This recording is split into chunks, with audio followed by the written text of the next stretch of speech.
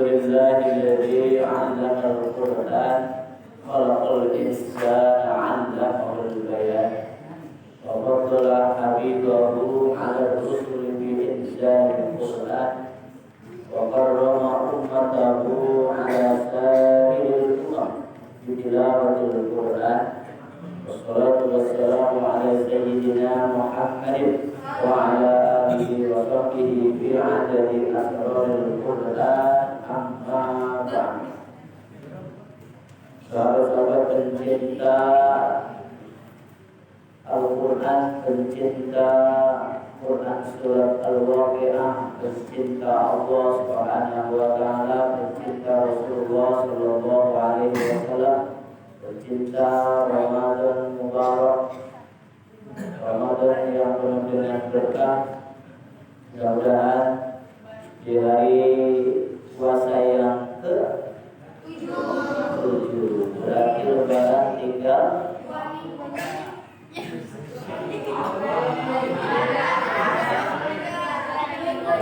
sekitar 23 hari lagi. Mudah-mudahan kita semua diberikan kesehatan yang prima oleh Allah Subhanahu wa ta'ala. Amin ya Allah ya Rabbal.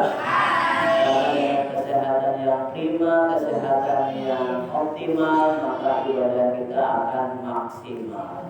Amin ya Allah ya Rabbal. Mudah-mudahan tidak ada yang sakit ya. Nah, ada yang bersehat. Sehat-sehat semua. Di bulan Ramadan sehat semua.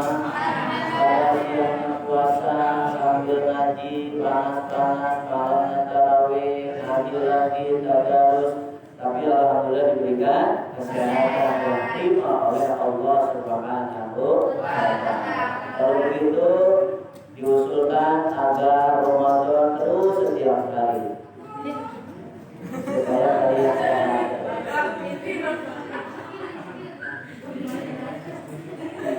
Jadi nggak apa-apa tidak ada lebaran, yang penting Ramadan terus. Karena dengan Ramadan kelihatannya kalian sehat semua. Ya. Sesuai dengan hadis Rasulullah, sumu sasihu, berpuasalah kalian niscaya akan sehat. Mudah-mudahan di samping menjaga kesehatan juga mudah-mudahan ini efek dari puasa yang kalian laksanakan. Ada tambahan kesehatan diperoleh dari puasa yang kita lakukan. Mudah-mudahan kita semua terus melaksanakan perintah-perintah Allah dan larangannya, yang sunnah-sunnahnya, yang afdoliyahnya dilaksanakan di bulan Ramadan untuk menambah kualitas Ramadan Mubarak, menambah kualitas Ramadan yang penuh dengan berkah. Jadi tidak hanya yang wajib, tapi yang sunnah, yang afdol pun kita laksanakan. Apalagi di bulan Ramadan jadwalnya begitu padat dengan kajian pasaran kita. Mudah-mudahan kita akan terbiasa untuk mengisi Ramadan dengan kegiatan-kegiatan yang bermutu. Itu mencirikan bahwa kita dalam keadaan afiat, sehat rohaninya. Mudah-mudahan kita semua akan sukses melewati Ramadan yang begitu melelahkan, panas, menahan rindu, bertukar dan sabar dengan orang tua, rindu untuk melihat jendela tetangga.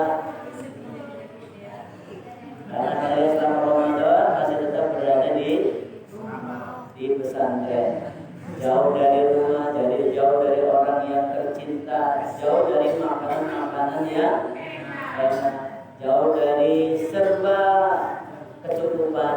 Namun itulah bagian dari latihan kita untuk menuju kesuksesan di masa yang akan datang. Mudah-mudahan yang aktif, yang rajin, yang mengisi bulan Ramadan dengan baik, dari para santri kita doakan mudah-mudahan akan sukses dunia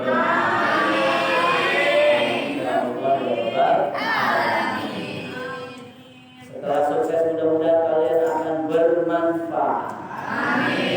Sebelumnya saya belajar selama 20 hari di bulan Ramadan, dari mulai kajian tafsir, kajian fikih, hadis, ya, dari mulai kajian akhlak, mudah-mudahan akan bisa dimanfaatkan minimal untuk diri kita sendiri.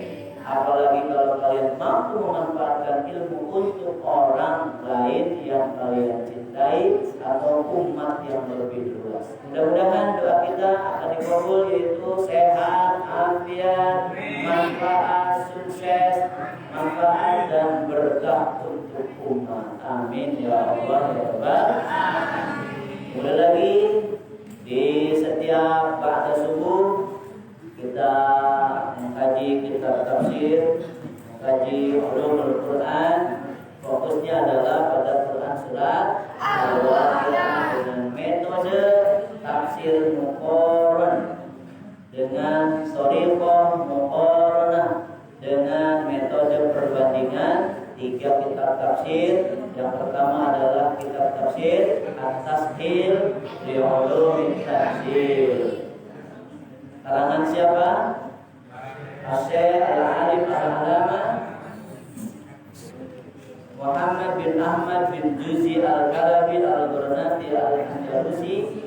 Dan kita juga akan mendapatkan pengayaan dari kitab Asya Al-Alama As-Sawi sebagai penjelasan dari kitab tafsir Al-Jalalain yang dikarang oleh Asy-Syaikh Al-Alim Al-Alama Ahmad As-Sawi Al-Maliki. Dan juga kita akan mendapatkan pencerahan dari tafsir Quran dan tafsirnya Kementerian Agama. Baik, untuk memantapkan niat dan hati kita untuk mencari ridho, mencari ilmu dari Allah, mendatangkan kefahaman, menghilangkan kebodohan, mari kita sama-sama membaca niat untuk mengaji. Bismillahirrahmanirrahim. Sabakum mencari ilmu karena taat perintah Allah, perintah utusan Allah, menghilangkan kebodohan, mencari kepahaman, menghidupkan agama Islam, padu karena Allah Ta'ala.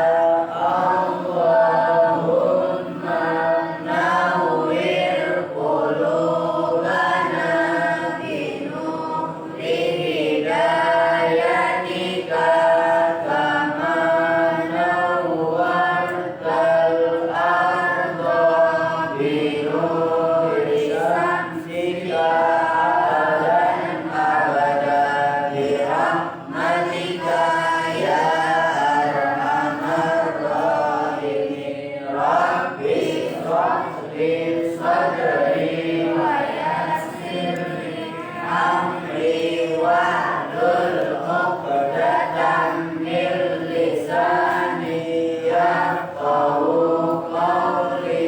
Ya Fattahu ya Alimu birahmatika ya arhamar rahimin. Rabbi zidni ilman warzuqni fahman birahmatika ya arhamar rahimin. Sebelum kita lanjutkan kajian Quran Surat Al-Waqiah, mari kita baca Al-Fatihah untuk kita mengenal kitab tafsir. Semoga ilmu yang telah mereka curahkan untuk kita semua akan bermanfaat dan berkah untuk umat. Nafa'ana bi ulumihim wa barakatu ulumihim fi darin. Al-Fatihah. A'udzu billahi minasyaitonir rajim. Bismillahirrahmanirrahim. Alhamdulillahi rabbil alamin. Ar-Rahmanir Rahim. Maliki yaumiddin. Iyyaka na'budu wa iyyaka nasta'in. Ihdinas siratal mustaqim. Siratal ladzina an'amta 'alaihim ghairil maghdubi 'alaihim wa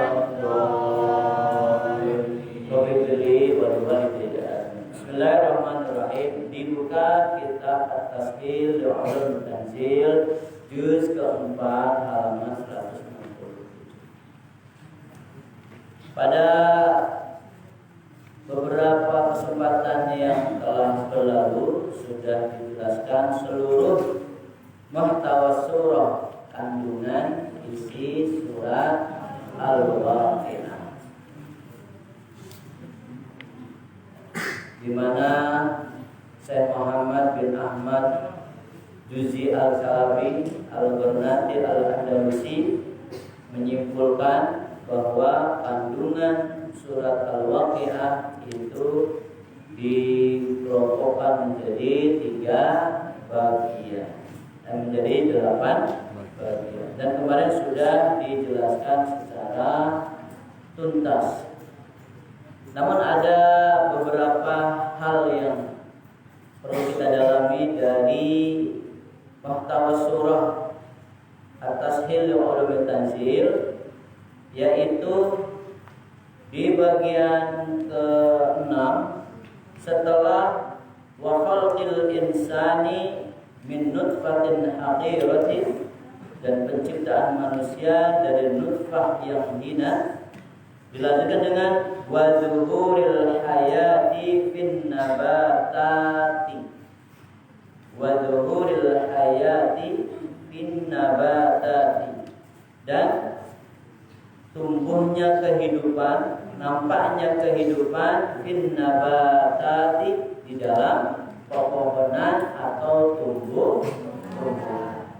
Ini yang ingin disampaikan dan menjadi fokus kajian kita pada pagi hari ini. Setelah beberapa hari kemarin kita mendapatkan informasi tentang proses penciptaan manusia, yaitu khalqil insan. Setelah kita mendapatkan informasi tentang penciptaan manusia, maka pada pagi hari ini rasanya akan menjadi lengkap apabila kita juga memahami proses penciptaan benda-benda yang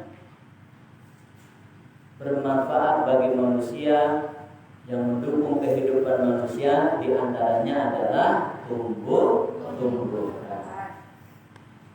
Tentunya kalian sudah tidak asing dan tidak heran lagi bahwa setiap kalian berjalan dimanapun, kalian akan menemukan tumbuh-tumbuhan dan pohon-pohonan. Kalau kalian mau mencoba mengoleksi, mungkin banyak ribuan, jutaan jenis tumbuh-tumbuhan. Bahkan jangan-jangan kita sendiri banyak tumbuhan yang luput dari pengetahuan kita. Namanya apa, fungsinya, manfaatnya, kita tidak memahami. Yang kita pahami hanya pepohonan, tumbuh-tumbuhan yang sering bertemu dengan kita, yang sering digunakan oleh kehidupan kita sehari-hari. Oleh karena itu kita akan mengawali penciptaan pohon-pohonan adalah dari kesiapan Allah Subhanahu wa taala untuk memelihara bumi ini. Kita tahu bahwa bumi ini adalah dipenuhi oleh sebuah ekosistem yang saling berhubungan. Tidak hanya satu jenis makhluk, tapi beberapa jutaan makhluk, baik itu kelompok manusia, kelompok tumbuh-tumbuhan maupun kelompok hewan atau binatang, yang kesemuanya adalah saling mengalami kebergantungan. Mereka saling bergantung, saling membutuhkan. Manusia dengan manusia membutuhkan, manusia dengan tumbuhan membutuhkan, tumbuhan membutuhkan manusia, manusia membutuhkan hewan, hewan membutuhkan manusia, tumbuhan membutuhkan hewan, hewan juga membutuhkan tumbuhan.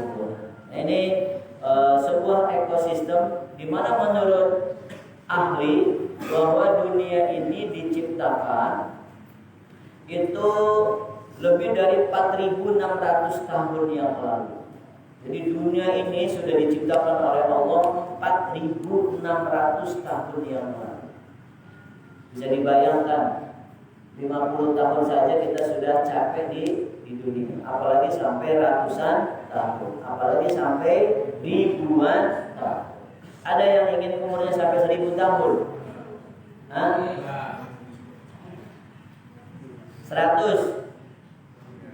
Nggak mau juga. Jadi pengennya berapa? 17? Jangan juga ya. Belum punya pasangan ya, 17. Kalau sudah menikah, malaikatnya datang. Sebelum menikah kemudian malaikat datang, kamu akan saya cabut nyawa kamu. Kemudian kita memohon, malaikat jangan cabut nyawa kami dulu, kami belum menikah. Baik, kalau begitu ditunggu setelah menikah. Begitu selesai ijab qabul di pelaminan, datang lagi malaikat. Malaikat Israilnya datang lagi. Saya akan memenuhi janjimu, katanya setelah menikah. Tunggu malaikat sampai saya punya anak. Baik kalau begitu. Gak lama kemudian dia hamil. Bukan lahir. Kalau lahir berarti hamilnya sebelum nikah.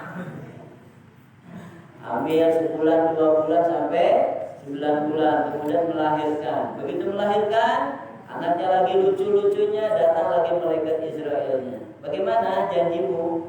Katanya setelah punya anak, malaikat bisa enggak? Kalau nanti saya pengen lihat cucu saya. Baik kalau begitu. Akhirnya malaikat selalu di PHP-in oleh kita. Selalu diberikan harapan palsu. Dari mulai sebelum menikah sampai sudah menikah, setelah menikah sampai punya anak sampai punya cucu, masih punya cucu, sudah punya cucu, masih juga begitu datang malaikat Israel, dia masih menolak. Kami belum puas berada di muka bumi ini. Itulah sifatnya manusia.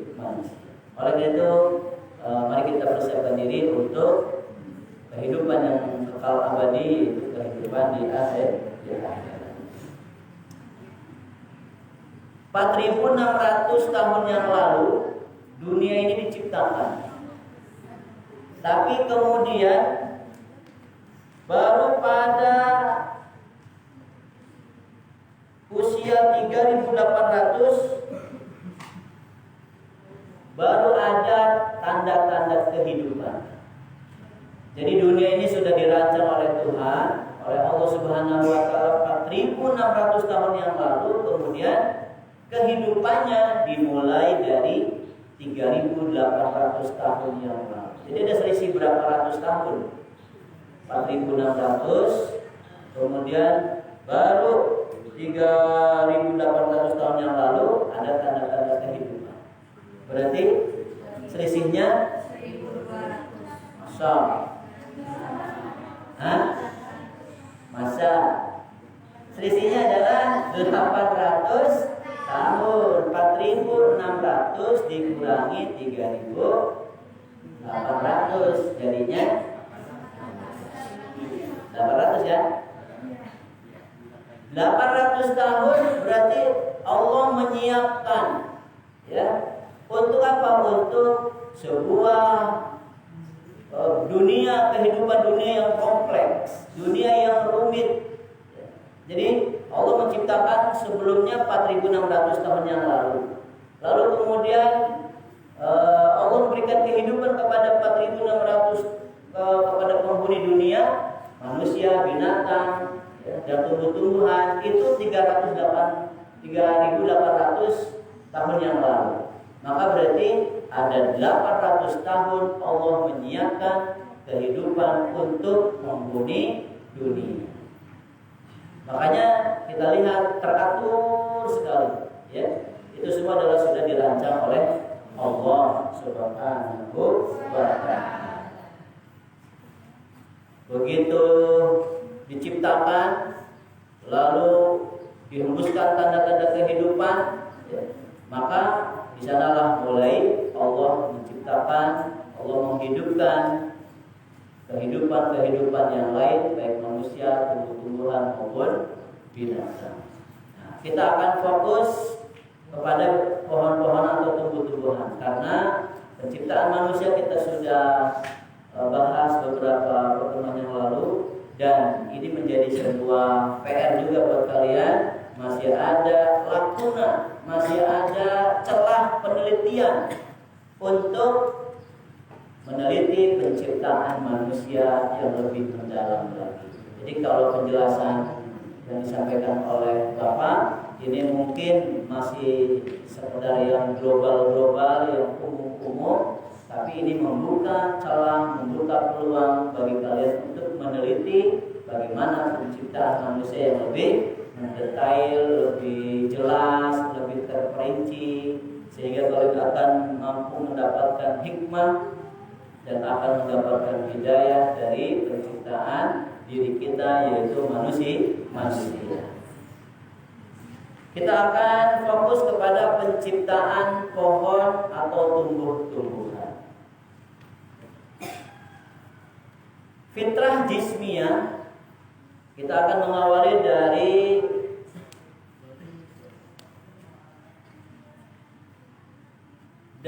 model penciptaan Allah terhadap tumbuh-tumbuhan. Taruhlah judulnya adalah model penciptaan Allah terhadap tumbuh-tumbuhan. Kemarin kita sudah mendapatkan informasi bahwa manusia terdiri dari fitrah jismiyah, rohaniyah, dan nafsaniyah. Kalau jismiyah akan berlaku sama dengan binatang, berlaku sama dengan tumbuh-tumbuhan. Maka fitrah jismiyah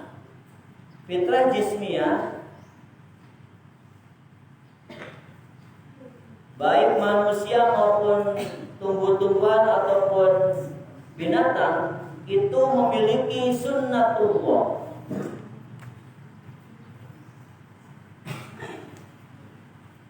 Sunnatullah penciptaan manusia pada sisi fitrah jasmaniyah atau jismiyah itu sama fitrah, itu sama sunnatullahnya pada fitrah jismiyah tumbuh-tumbuhan dan pada fitrah jismiyah hewan.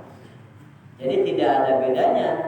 Fitrah jismiyah adalah sunnatullah, proses-prosesnya itu secara sunnatullah, ya, memiliki sunnatullah, siklusnya sama terjadi pada tumbuh-tumbuhan dan juga terjadi pada hewan atau binatang. Secara umum, secara sunnatullah bahwa penciptaan manusia, hewan, dan tumbuhan itu melalui dua model. Ini model penciptaan tumbuh-tumbuhan memasuki materi ini. Yang pertama adalah dengan proses reproduksi.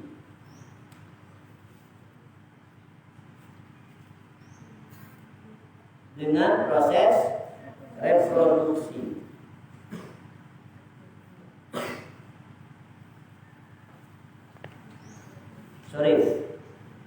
Penciptaan hewan, manusia, dan tumbuhan itu secara sunnatullah adalah melalui reproduksi. Reproduksinya dengan dua model, maksudnya. Reproduksinya dengan dua model. Yang pertama dengan model seksual. Apa itu seksual? Dengan pertemuan antara pejantan dan betina, antara sperma dan ovum untuk manusia. Kalau untuk binatangnya antara etamin dan ovulus. Antara etamin dan ovulus. Ovulus. Ngajinya ovulus.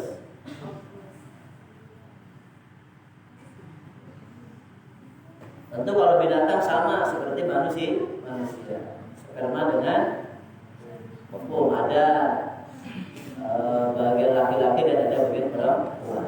Kalau untuk tumbuh-tumbuhan sama juga, ada pejantan, tumbuh-tumbuhan pejantan dan tumbuh-tumbuhan betina. Kalau untuk pejantan disebutnya etamin, dan kalau untuk betina ovulus.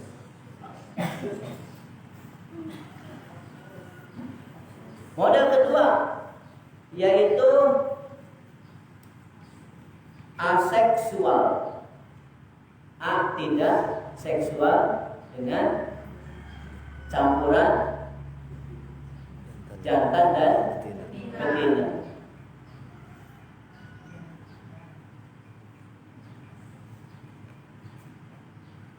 Kalau reproduksi melalui seksual berarti ada pertemuan pejantan dan betina, ada sperma dan ovum, ada etamin dan ovulus.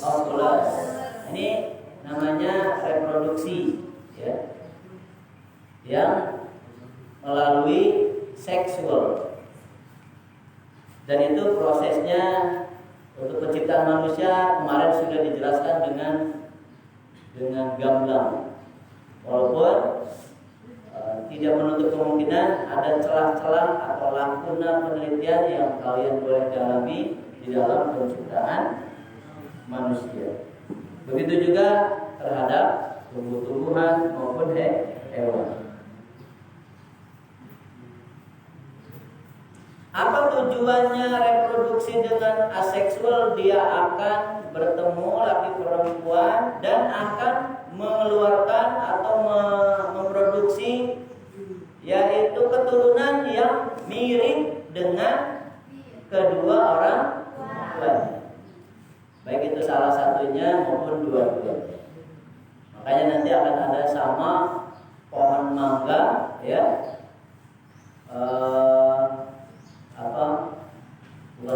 Pohon yang lain yang biasa ada perkawinan, maka dia akan menghasilkan pohon yang serupa dan lain sebagainya. Model yang kedua yaitu reproduksi aseksual.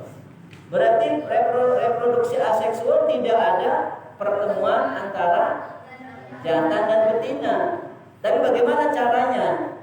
Nah, caranya adalah dengan membelah diri. Membelah diri. Kalau membelah diri persis sama, ya kan? Kalau membelah diri persis sama karena hanya satu bagian. Jadi di dalam proses manusia juga ada proses reproduksi aseksual dan aseksual. Kemudian di tumbuh-tumbuhan juga ada seksual dan aseksual produksinya atau berkembang biaknya, reproduksinya maksudnya. Begitu juga di binatang. Ada yang melalui reproduksi seksual dan juga ada yang melalui reproduksi aseksual. Nah, sekarang kita akan cari tahu pohon-pohon apa saja yang berkembang biaknya tanpa pasangan. Dan di manusia juga ternyata ada yang berkembang biak tanpa pasangan. Nabi Adam bahkan tidak ada pasangan dua-duanya. Laki-lakinya nggak ada, perempuannya nggak ada. Tahu-tahu lahirlah Nabi Adam, diciptakanlah Nabi Adam. Nah, kalau orang filosof yang ngawur, ya, filosof yang gendeng, filosof yang miring otaknya mengatakan bahwa itu ada yang menciptakan Nabi Adam, ada yang melahirkan. Siapa? Tuhan Allah, ya. Tuhan Allah, maka berarti Allah punya ibu sehingga melahirkan anak, kan gitu. Atau Tuhan tidak punya perempuan, berarti Tuhan sendirian. Kalau begitu Tuhannya banci. Dia bisa laki-laki, juga bisa perempuan. Ya namanya juga filsafat ngawur. Bahkan ada yang mengatakan lagi, pada perkembangannya berarti di sisi Tuhan ada unsur laki-laki dan di sisi Tuhan ada unsur perempuan sampai menghasilkan Nabi Adam. Nabi Adam pun memiliki sisi laki-laki dan sisi perempuan. Mana sisi laki-lakinya? Ketika dia maskulinnya menonjol, maskulin. Ya. Apa maskulin itu? Kelaki-lakian, kejantanannya menonjol, ya. Dan juga terkadang kita memiliki sifat feminin juga, sifat kewanitaannya. Kalau ada problem, kalau ada masalah, ya, ternyata diam-diam. Banin juga sering menangis sendirian di pojok, ya. Padahal kalau lagi nggak menangis, galaknya minta ampun, kumisnya bangklang, dia tinggi. Giliran ada masalah nangis. Berarti manusia memiliki sifat dua, ada sifat feminin dan ada sifat maskulin. Ada sifat kewanitaannya walaupun sedikit, ya. Kalau sifat wanitanya banyak, jadi melehoi. Itu kan jadi melehoi. Makanya proporsional, tetap ada sifat maskulinnya, kasih sayangnya, lemah lembutnya ada. Ya. Begitupun perempuan yang kelihatannya utuh perempuan itu sesungguhnya memiliki dua sifat. Sifat feminin yang mendominasi, tapi juga satu sisi walaupun begini, walaupun lemah lembut ngomongnya, walaupun santun, walaupun cantik, walaupun kalau ngomong nggak kedengeran, tapi di satu saat ketika marah dia akan seperti laki-laki.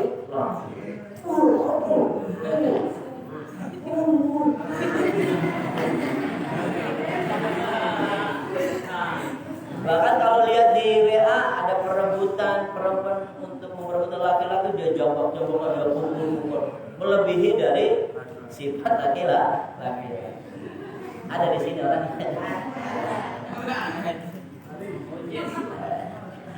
Jadi laki-laki memiliki juga sifat feminin, kefemininannya atau kewanitaannya, tapi juga perempuan memiliki sifat maskulin atau kelaki-lakian. Nah, kalau di dalam buku Masa Depan Biologis karangan Anis dari Malaysia, dia mengatakan bahwa karena laki-laki memiliki sifat feminin dan perempuan juga memiliki sifat maskulin, di mana itu sifat femininnya laki-laki, di mana sifat maskulinnya perempuan, itu kalau laki-laki ada di sesuatu yang harus dihitan katanya. Makanya menghitan itu adalah menghilangkan sifat kewanitaannya. Nah, jangan sampai dia terlalu banyak wanitanya, malah dia laki-laki. Nanti akan terjadi tadi melehoi. Nah. Begitu juga sifat maskulinnya di perempuan ada pada sesuatu yang harus dihitan. Makanya perempuan dihitan, disunahkan dihitan untuk membuang rasa kejantanannya perempuan, sehingga perempuan tetap santun dan tetap lembut, ya, tetap anggun, tetap indah, ya, tetap indah. Baik, itu secara umum binatang, manusia, kemudian tumbuh-tumbuhan dan apa lagi? Hewan, ya. Secara sunnatullah penciptaan fitrah jismiyahnya adalah melalui dua cara, reproduksinya dengan reproduksi seksual dan reproduksi aseksual.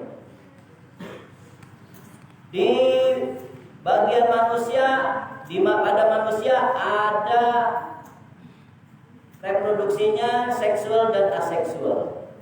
Di tumbuh-tumbuhan juga berlaku reproduksinya seksual dan aseksual. Termasuk di binatang juga berlaku reproduksinya seksual dan aseksual. Nabi Adam contohnya tidak ada percampuran antara laki-laki dan perempuan, namun lahirlah Nabi Adam. Berarti Nabi Adam tercipta bukan dari seksual tapi aseksual, tanpa campuran laki-laki dan perempuan. Kemudian Siti Maryam hanya dari perempuan, tidak ada unsur laki-lakinya. Maka berarti Siti Maryam reproduksinya adalah, atau si Nabi Isa hasil reproduksi dari aseksual. Nah kalau selainnya maka berarti dengan reproduksi seksual. Kalau kita nggak ada ayah dan nggak ada ibunya, ya tidak lahir. Ya. Kalaupun kalian ada tetangga lahir nggak ada suaminya, ya bukan berarti nggak ada suaminya. Jangan-jangan ada laki-laki lain. Suaminya memang nggak ada, tapi ada laki-laki lain. Kenapa? Karena selain Nabi Adam dan selain Nabi Isa, ya itu reproduksinya reproduksi dengan seksual.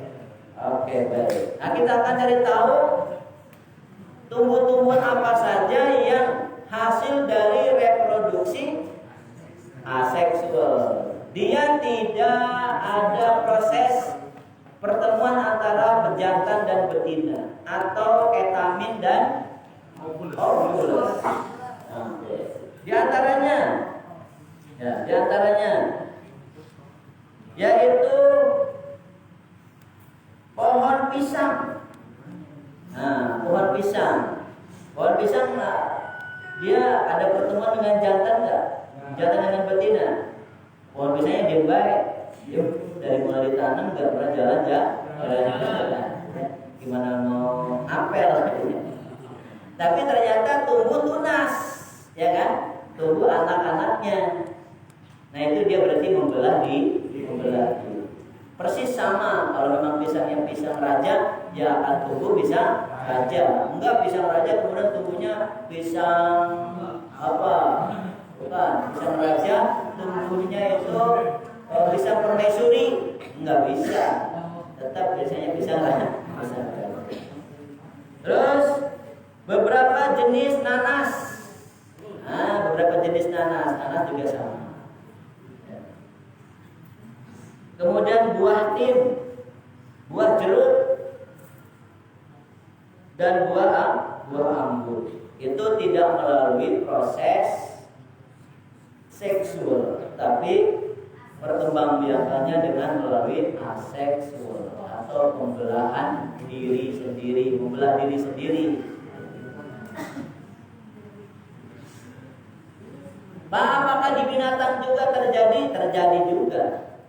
Jadi kalian tidak bisa melihat secara general bahwa seluruh binatang reproduksinya adalah hasil dari seksual perkawinan, tidak. Ada binatang yang berkembang biaknya tanpa pasangan. Contoh, amuba. Binatang apa itu amuba? Ya.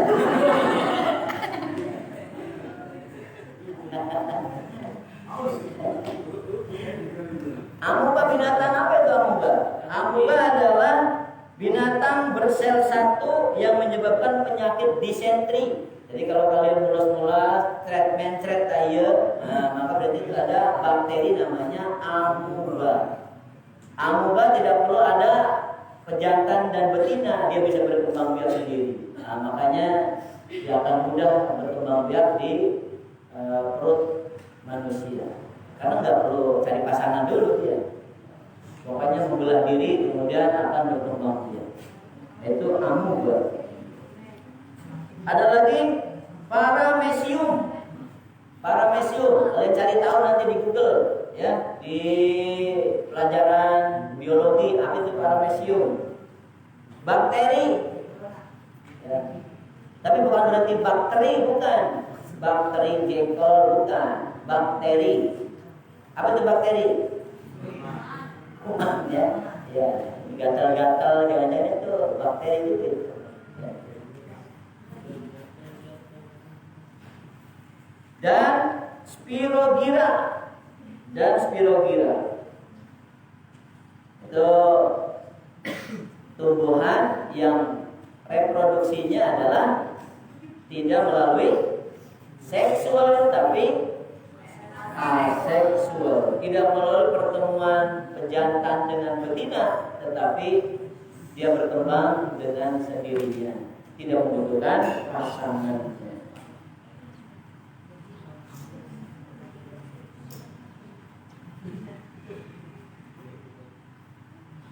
Itu yang pertama, yaitu model perkembangbiakan tumbuhan. Ada berapa model jadinya? Reproduksinya dengan berapa model? Yang pertama seksual, yang kedua aseksual. Itulah model perkembangan dari tumbuh-tumbuhan. Oke. Berikutnya, kalian akan diajak berselancar untuk mengetahui istilah-istilah tumbuhan yang ada di dalam Al-Quran. Judulnya adalah term, term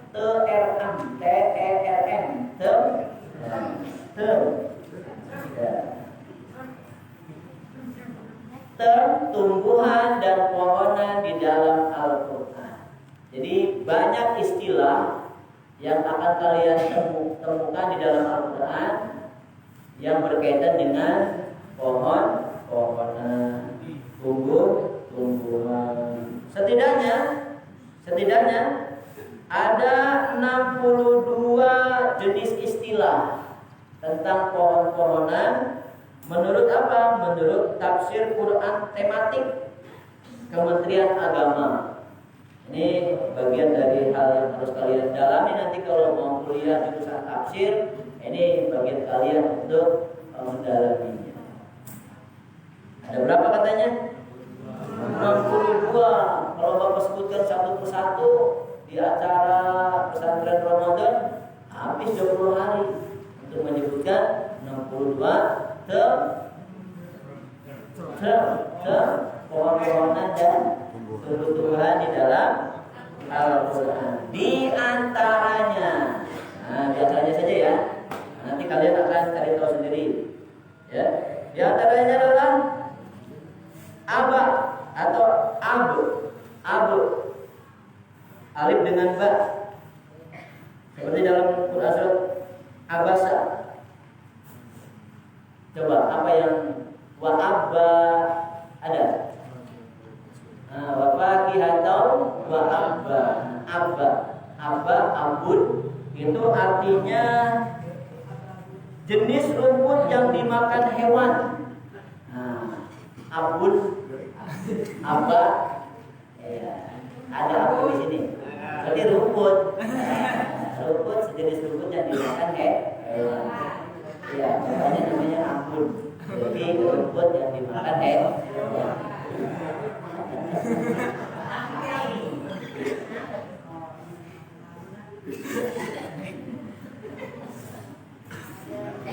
Ada lagi istilah aslun, hamzah atau alif, shad dan lam. Aslun, asal. Itu kalau bahasa kitanya apa tuh? Kalau yang tumbuh ke atas kemudian baru ada ranting-rantingnya, pangkalnya ya, batangnya, batang ya, batang pohon. Asal itu batang pohon yang berdiri tegak, ya, itu batang pohon. Kemudian itu seperti yang tertera dalam Quran surat Ibrahim, ya, ayat 24.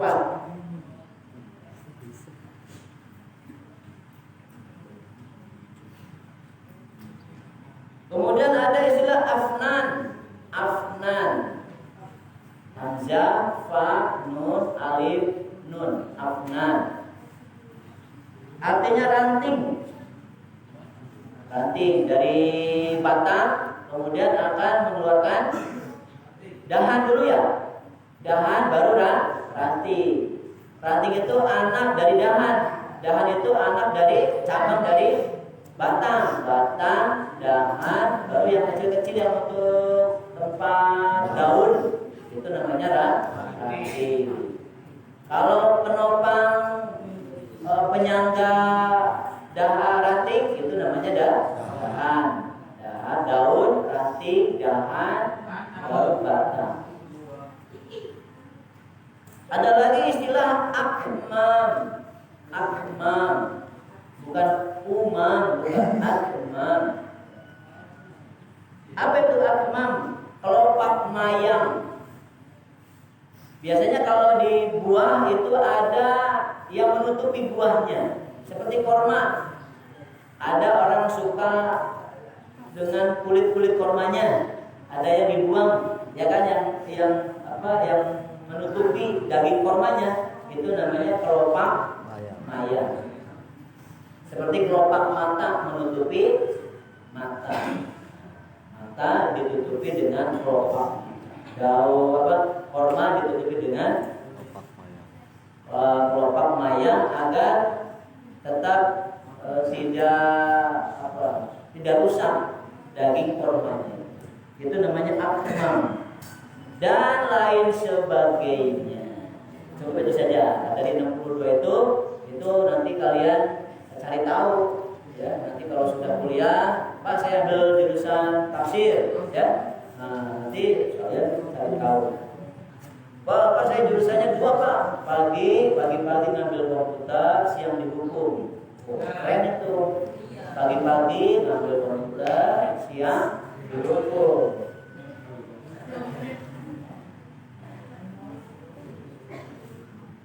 Pak saya enggak pagi-pagi Pak, malam-malam ngambil komputer, siang di hukum. Ngambilnya bukan ngambil jurusannya, benar-benar ngambil komputer, mangkul. Udah, pagi-paginya, siangnya di hukum. Oke, itu tentang tumbuh-tumbuhan. Lalu bagian yang ketiga. Jadi yang pertama adalah model reproduksi tumbuh-tumbuhan, sudah. Yang kedua, term atau istilah tumbuh-tumbuhan dan pohon-pohonan di dalam Al-Quran. Dalam hasil penelitian tafsir Quran surat atau tafsir Quran tematik ya, Kementerian Agama tahun 2012, walaupun tidak sempurna, itu mengelompokkan 62 term untuk istilah pohon-pohonan dan tumbuh-tumbuhan di dalam Al-Quran. Walaupun kalian tidak akan dibahas semuanya, hanya tadi ada beberapa saja ya. Nanti tinggal kalian baca sendiri atau kalian pelajari lebih lanjut untuk membuktikan keajaiban dan kekuasaan Allah Subhanahu wa Ta'ala. Yang ketiga ya, C berarti ya. Yang C adalah jenis pohon-pohon. Jenis pohon-pohon. Tentu jenis ini banyak ya.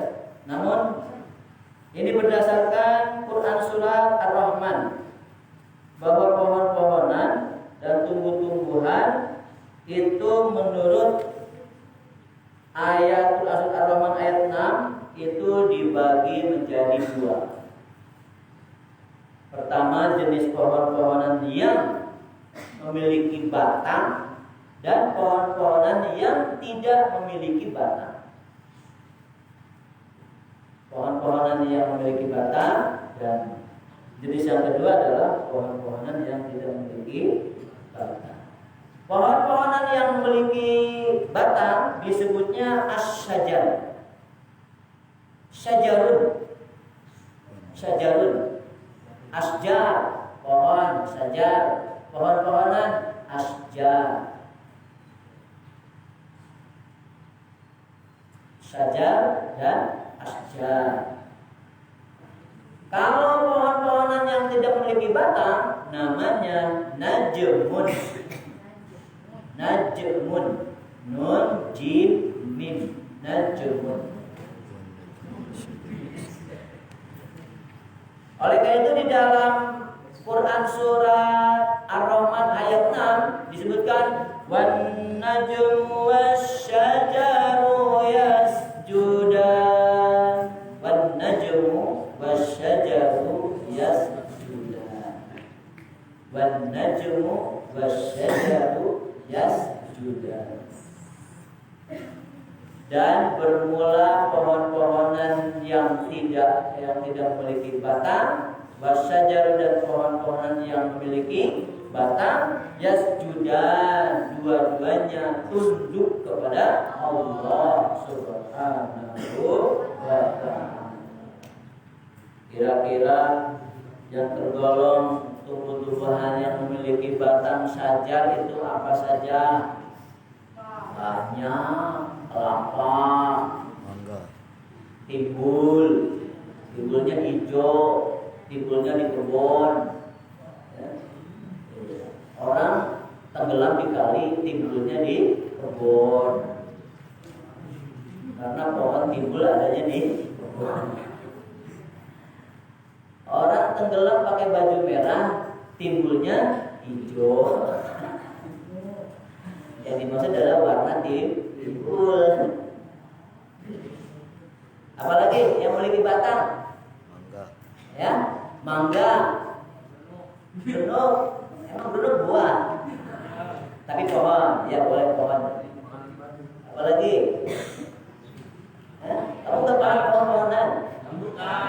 Rambutan. Apa sudah tadi? Jeruk. Semangka punya batang, semangka.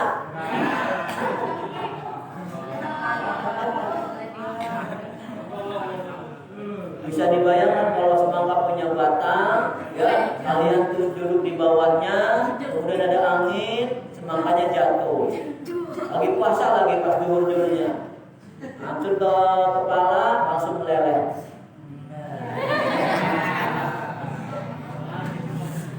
Tapi setelah menghirup sari semangka, kemudian mati.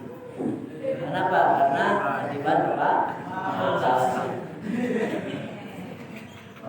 Apalagi duren, ya. Kenapa duren nggak seperti semangka ya? Harusnya seperti semangka ya, kan bahaya itu duren. Ada yang pernah ketiban duren? Bisa ditanya ke Fari ini yang bos duren. Mana Fari? Bang Alpa juga. Kalau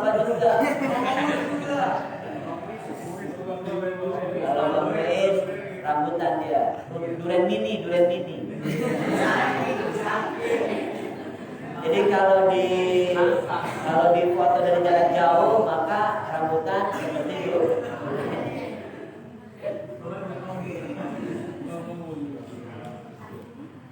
Nah itu contoh-contoh tumbuh-tumbuhan yang memiliki batang. Kalau contoh tumbuhan yang tidak memiliki batang, ya apa? Ya timun suri,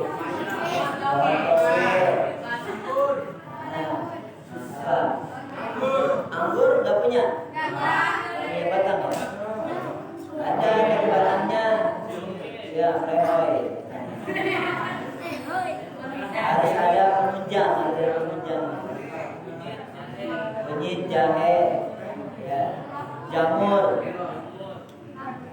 ya, labu, ya, semongko.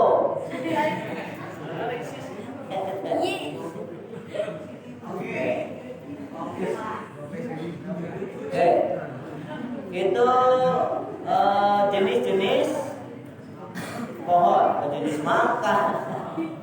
Kalau jenis semangka ada semangka yang biji dan ada non biji. Ada semangka merah, ada semangka ini, ada semangka bulat, ada semangka.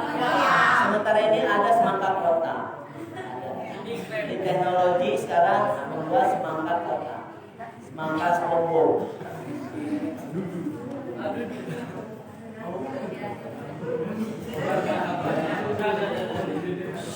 Baik. Kita lanjutkan. Dua jenis binatang, ada tumbuhan. Ada tumbuhan yang berbatang dan ada tumbuhan yang tidak memiliki batang. Yang memiliki batang namanya sajar dan yang tidak memiliki batang namanya najum. Ini di dalam surat Ar-Rahman ayat 6. Wan najmu wasyajaru yasjudan.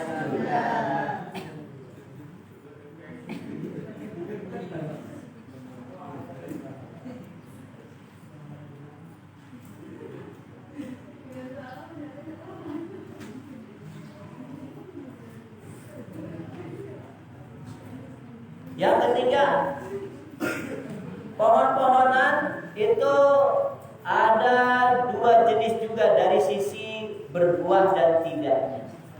Ada pohon-pohonan yang berbuah dan ada pohon-pohonan yang tidak memiliki buah. Betul nggak? Betul ya. Ada pohonan yang hanya untuk rindang saja, ya. Tapi ada pohon-pohonan yang bisa dimanfaatkan buahnya.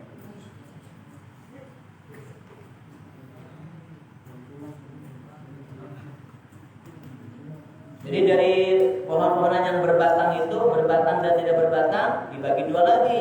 Ada pohon-pohonan yang berbatang yang berbuah dan berbatang yang tidak berbuah. Ada yang pohon berbatang berbuah, tidak berbatang berbuah, dan ada pohon yang tidak berbatang juga berbuah.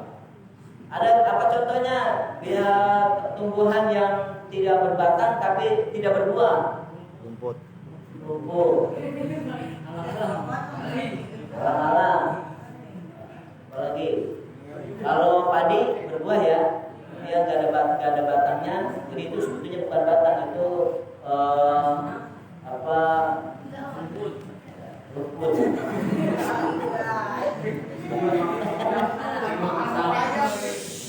Ya memang kadang-kadang kalau kita bicara rumput tetangga terlihat lebih hijau daripada rumput sendiri. Pahim tuh? Agen tuh? Pales tuh? Ya terkadang rumput tetangga lebih hijau daripada rumput sendiri. Padahal rumput sama-sama rumput. Kalau di depan rumah sendiri kayaknya bala gitu. Tapi kalau kita melihat rumput tetangga kelihatannya lebih hijau, lebih indah. Ya. Jadi kalau kita punya keluarga sendiri merasa bosan, ya, tapi melihat rumput tetangga itu lebih menggairahkan. Nah, ini yang bahaya.